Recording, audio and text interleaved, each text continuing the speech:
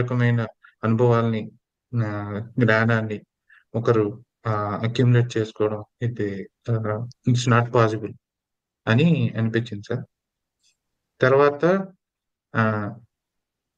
So ఈ images తో కట్టుకున్న గోడ ఏదైతే ఉందో, ఈ ఇమేజెస్ తో నిర్మించినటువంటి ఆ గోడ బలపడి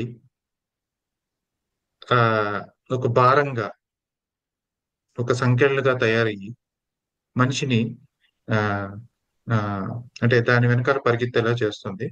సో ఈ ప్రాసెస్ నుంచి విముక్తి ఉందా? ఆ విముక్తి ఉంటే ఎలా కలుగుతుంది? ఈ విముక్తి అనేది ఒక ఐడియానా మళ్ళీ?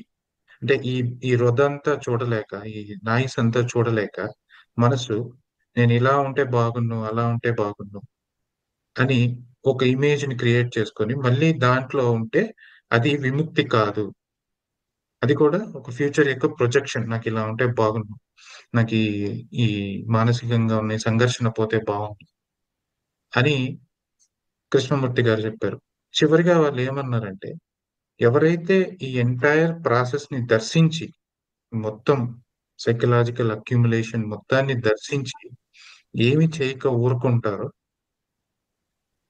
ఆ ఆ ఊరకుండడం అంటే ఈ ఆ ఊరకుండడం తప్ప ఏమి చేయలేమన్న జ్ఞానాన్ని, ఆ పర్సెప్షన్ ని పొందినవాడు ఆటోమేటిక్ గా అక్కడి నుంచి బయటకు వచ్చేసాడు అంతే. అక్కడ ఏముంది అంటే అక్కడ లవ్ ఉంది, ఇంటెలిజెన్స్ ఉంది అంటున్నారు అన్నమాట. అది సార్ ఈ డిస్కషన్ లో నాకు అర్థమైంది. Thank you. నమస్తే.